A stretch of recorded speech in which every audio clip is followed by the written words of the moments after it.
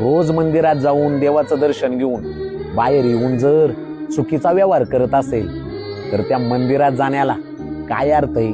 सोमवार, गुरुवार, शनिवार पाळून बाकीच्या वारी मारलेल्या जीवाचं मांस खात असाल तर त्या उपवासाचा काय उपयोग?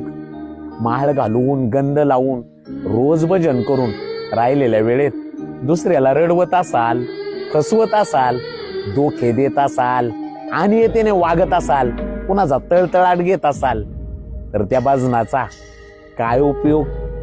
कितीही मंदिरात जा, कितीही उपवास करा, नरकात जाण्यापासून तुम्हाला कोणीच वाचवू शकत नाही. भजन ते उंगळवाणी, नरका जाणे चुकेना.